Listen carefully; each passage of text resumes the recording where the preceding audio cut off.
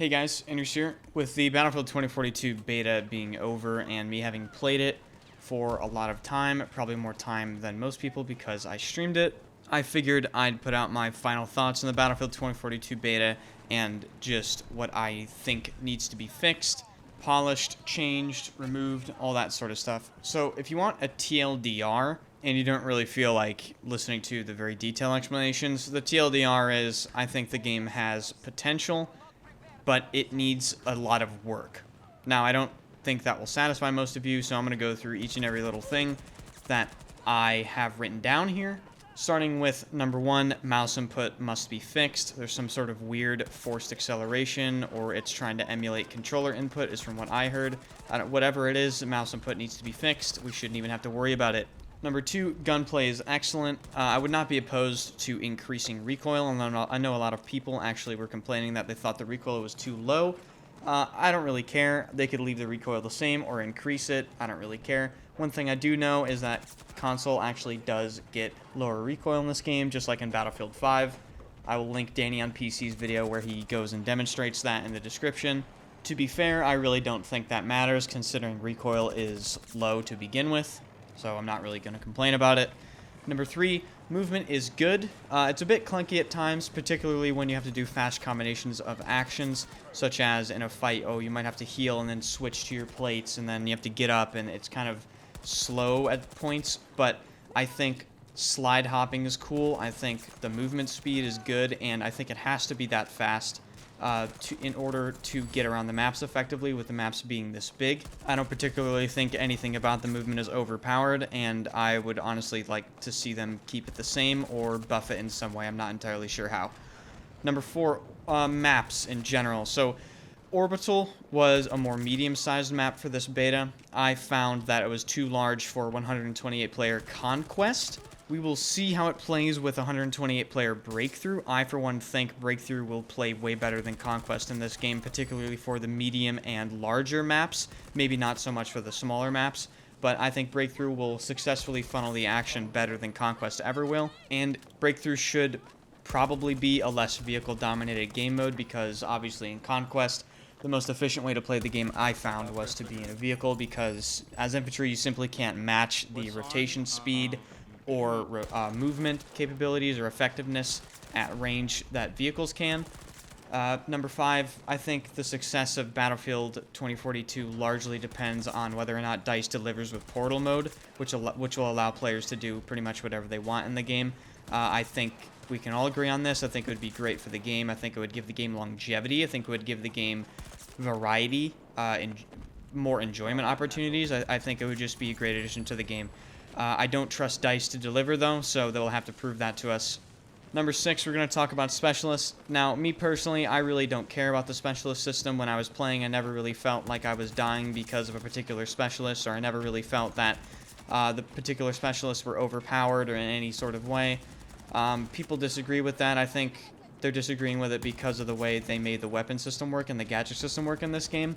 I think they do need to tie certain weapons and certain gadgets to classes, but past that, I really don't think the specialist system is a problem, at least in the beta. Remember, we're not experiencing the full variety of specialists in the beta. They're going to be adding more of them, so we'll see.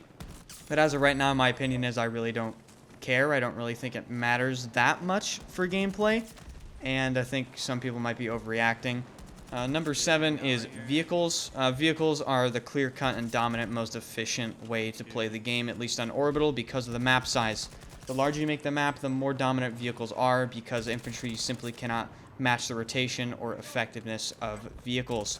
As far as specific vehicles, I didn't really get to play in tanks that much, but from the little I did play and from what I see online, particularly from competitive tankers like Nispel on Twitter, the tanks seem fine.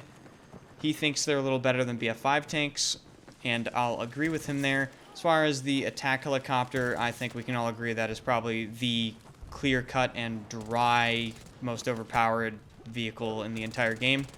Nickel actually posted a screenshot where he was flying with his friend and competitive pilot in Battlefield 4, Heeb, and they were a two-man attack helicopter team, and they completely decimated the entire server within 5 minutes, and the ticket count at the end of the game was 1,418 to 0.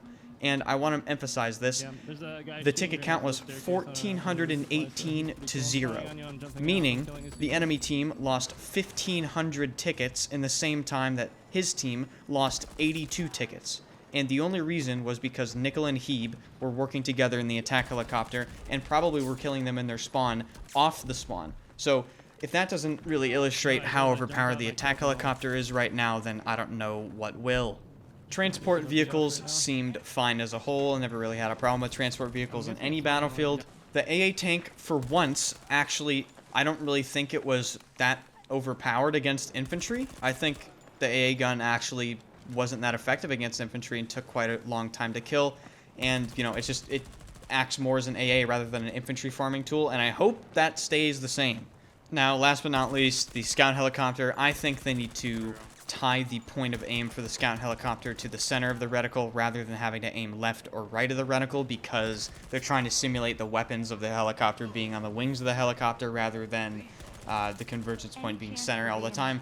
I think that's stupid. I think that mechanic doesn't belong in a Battlefield game, and I think they should just tie it to screen center like Battlefield 4 had it, and I actually do believe that they should buff the damage of the scout helicopter against some air vehicles. I have very, very good pilots as friends, and I'm not a bad pilot myself, and I was finding that you would literally have to put in multiple 100% accuracy bursts into these air vehicles to kill them with the scout helicopter, and I just think that's kind of dumb. So they should buff them. You know, I'd be okay with 2 100% accuracy bursts on some air vehicles, maybe not in a scout 1v1, but they definitely need to buff the damage in my opinion. Same goes for the attack helicopter missiles against some ground vehicles. I felt like you couldn't even really reliably 4 or 5 shot the little pickup truck they would use with the attack helicopter missiles, and I think that's a little weird, but, you know, whatever. Maybe they'll change it, maybe they won't. Moving on to number 8, grenade indicators clearly need to be fixed, and grenades are kind of invisible right now. Number 9, armor plates, in my opinion, are not overpowered. I never felt like I lost a fight to somebody because they were wearing armor plates. Now, I'm sure there are actually strict 1v1 scenarios where you will lose purely because the enemy is using armor plates, but again, I never personally felt like they were that much of a problem. That might change if they fix the hit reg, but I think it's okay as of right now. Number 10, audio is really inconsistent and confusing. That needs to be fixed. Will it be fixed? No. Number 11, parachuting needs to be more responsive. I can't tell you how many times I died because I was trying to pull my chute like as close to the ground as possible where you could pull it, and it just simply wouldn't register an input and I would just die. I just think they need to make it more responsive, and that's pretty much it. Number 12, I believe that weapon switching and other actions that you do should be sped up 10 to 15% to keep up with the rest of the gameplay. I felt like weapon switching was pretty slow. I felt like switching to things in general was pretty slow, and I think it could use a little speed up. Number 13, hit registration is obviously kind of busted. It needs to be fixed. It would really, really, really help the game a lot, and that should be one of their number 1 priorities. Number 14, in my opinion, the marking system that they have in this game is just completely fucking useless, and I think for multiplayer, maybe not for other game modes, I think for multiplayer, they should bring back Q-spotting to this game. I think with this battlefield being the largest battlefield ever, it's also the most confusing and hardest to read battlefield ever. And we all know how Battlefield pub lobbies are, and we all know that Battlefield, for new players, is a very confusing game. And I think people not being able to see people or know where people are really is a detriment to the game, and I think it will actually cause some people to have less fun. So I really do think that the game could benefit drastically from having Q-spotting back in the game, but I also think that you should be able to know when you're spotted, and maybe the amount of time spotted should be less. But regardless, I think they should bring Q-spotting back to the game. Not everyone is going to agree with that, but that's what I think.